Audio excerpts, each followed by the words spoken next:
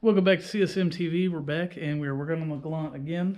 Got some more parts to install. Last video we did the time belt water pump, installed some cams, so all the maintenance stuff out of the way. So yeah, go check out that video if you haven't already. Got some more parts to install. Real quick, just got a steering wheel, possibly a quick release hub. I'll go over that more once we get to that part. Got some gauges here. Found these old school HKS gauges. I was looking for some black-face ones that lit up green, but apparently they don't make those, so went with the white-face one to see if I like it. But this oil pressure one did not come with this right here, this little plug here. I've been trying to find one, can't really find one, so I probably won't even mess with installing that unless I find more parts to put it in. So for now, I'm gonna go with this boost gauge. Got a blow-off valve to throw on, along with this piece, this little elbow for the throttle body. So we're gonna be redoing some intercooler piping, replacement piece for the interior. And first thing we're gonna start off with is the crappy part, is the sunroof motor. When I first bought the car, the sunroof actually was popped up, and the guy said he just popped it up. He said he never uses it, and for some reason it wouldn't go down. So I believe the sunroof motor is bad.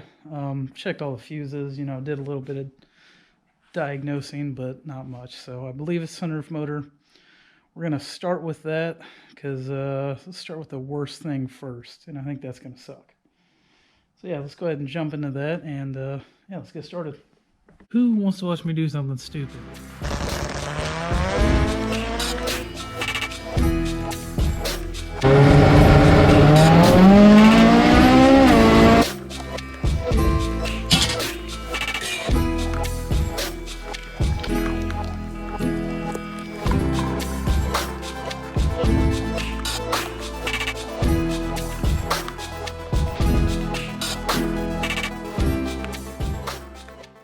Alright, so the lighting here sucks. Tried to open the windows a little bit, get some light in, but we're just going to have to deal with it. So I'm going to go ahead and pull this old sunroof motor and see, hopefully that's the issue.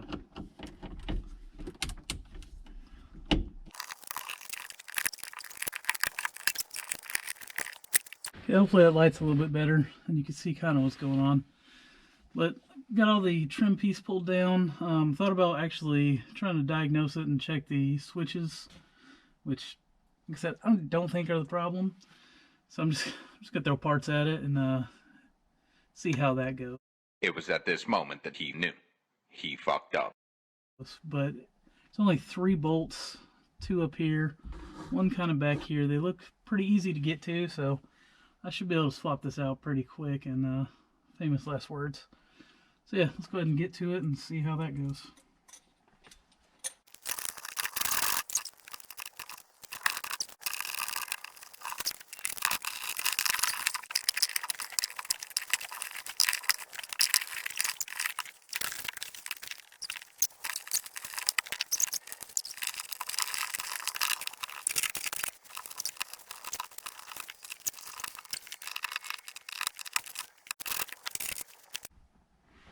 Where'd the other bolt go? Did you see it?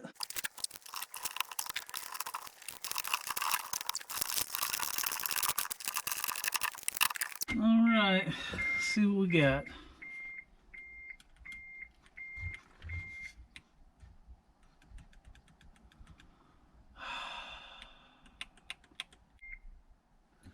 Alright, so went ahead and bolted this up, hoping this is maybe need to be grounded for it to work.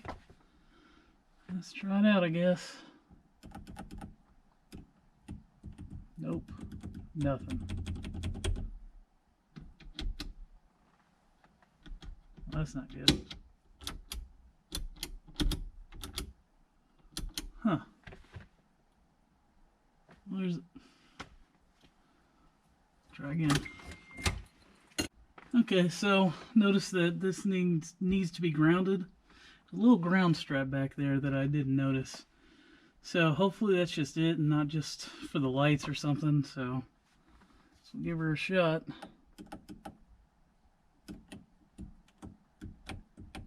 Oh.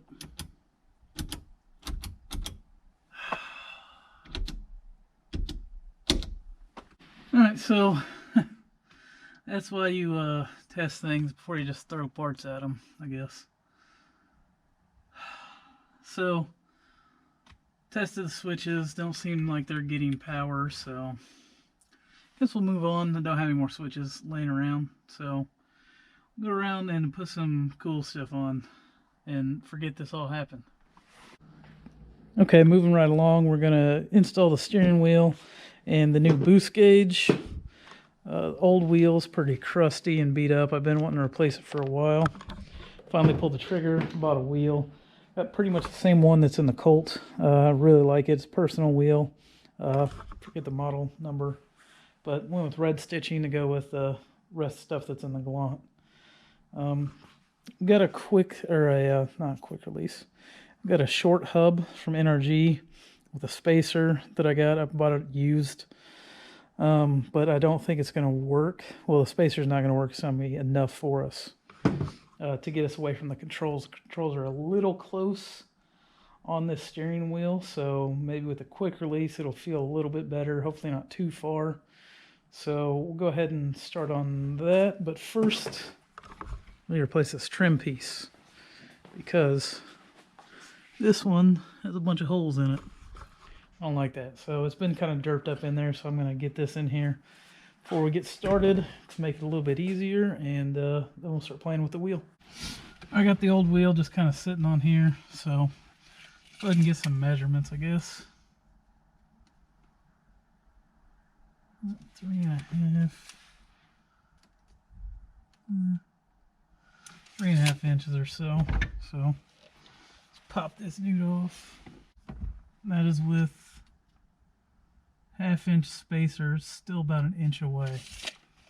So try the quick release and see how that fits.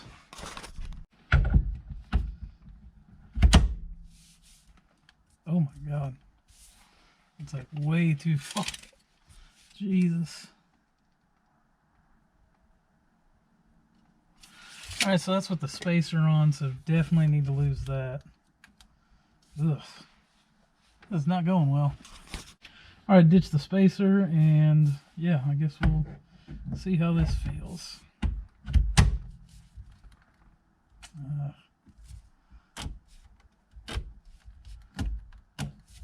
Still too far away.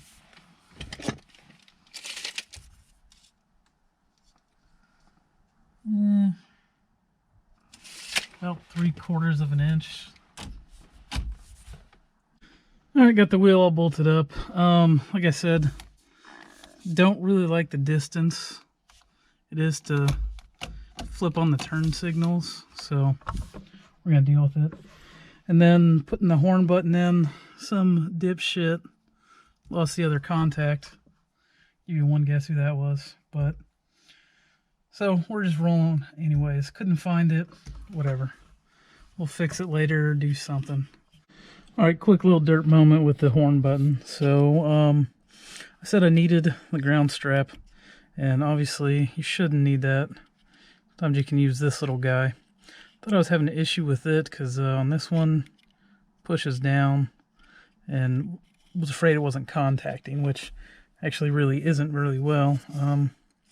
This personal button, the one that comes with the wheel, it's got a nice little spring to it. So it seats real nice and it'll stay seated. But that's not the only issue I was really having. Main issue with the horn not working is actually back here. So with the NRG hub, this is for a 1G, and it's supposed to work with Galant VR4 and a bunch of others. It wasn't actually contacting this little button right, this guy right here. So I zip tied a piece of brass to it to actually contact. So now it's working. And that took me way too long to figure out, and so I pulled everything apart, and I was getting kind of frustrated because I really like everything to work. And yeah, I got it sorted out. Still need to figure out this little dude. See, maybe I put a spacer back here and it'll stay against this. It's barely just not touching. Be a lot easier if I had this contact that I took out and probably threw away. I looked way too long for it, and I could ground it that way, but I don't have it, so try to just wedge something in there, I guess, and see if it'll hold. If not, then I will do something different. All right, so moving on. Like I said before, I'm real particular about gauges, which I like the way that one matches the stock cluster. You can kind of see black with white letters, but I'll show you it lit up. It's fucking terrible. All right, so there's the boost gauge when it's lit up, which you can barely tell. And yeah, I want it to match the green that's on everything in this car when it lights up. And this thing just has like a light around the trim and you just can't see it. Like for the lights to actually light up, and that's what the HKS gauge does. So go ahead and toss that in and see how she looks. All right, boost gauge is in. I did put the little mounting guy that came with it. I had to put that on because it's a smaller gauge to get it to fit. So looks okay. I don't think I like the white, but anyways, let's see. It's a little bit darker how she lights up. Flip this boy on. There's that nighttime, I guess you could say. Not too terrible. A little better. Little better. A little overwhelming with everything else being like LED. So that guy, I could find an LED bulb to throw in that, maybe make it a little brighter. But it's okay. It'll do. I hate it. Okay, got everything buttoned back up with the steering wheel. Everything's bolted in. New trim piece is on. Horn is working, thankfully. Boost gauge in. Sunroof not working. That's enough for the interior. That went terribly. So we're going to go ahead and move on to some charge piping. So we got a throttle body elbow to put on to get rid of this pipe that has to kind of stay on there if you have to take anything apart, which kind of gets in the way. A little ease of use type deal. And then got an IET sensor to put in that. This, not real sure what I'm going to do here. So I need to do something with the intake and the battery situation. Going to try to figure that out. So I might have to move some things around and see what we come up with.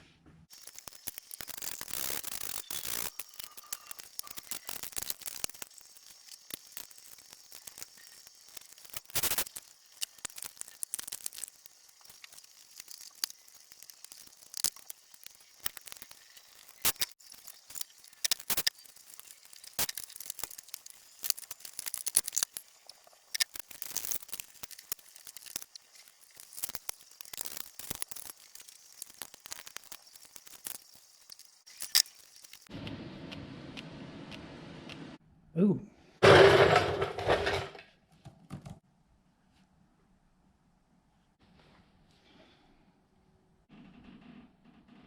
Oh, come on. Huh?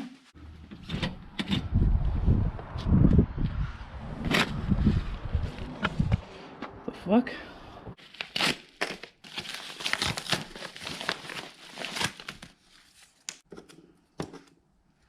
Ooh, billet.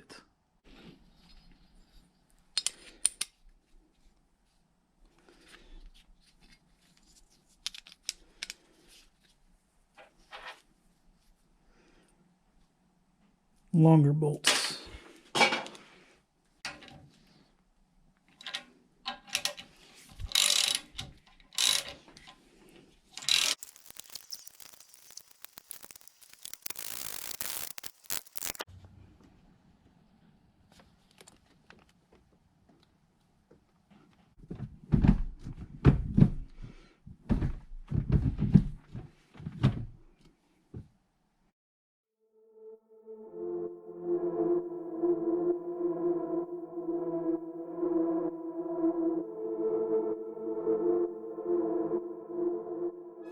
Okay, I think I got everything mocked up the way I want it for the intercooler piping and everything else that has moved. Just for mock-up, got everything in here with some couplers and some aluminum pipe, but this will be a steel pipe. And Yeah, so this whole pipe will be one piece, including this bend. It just needs to be a 45 going straight into this guy, and this coupler will stay. Everything else is in.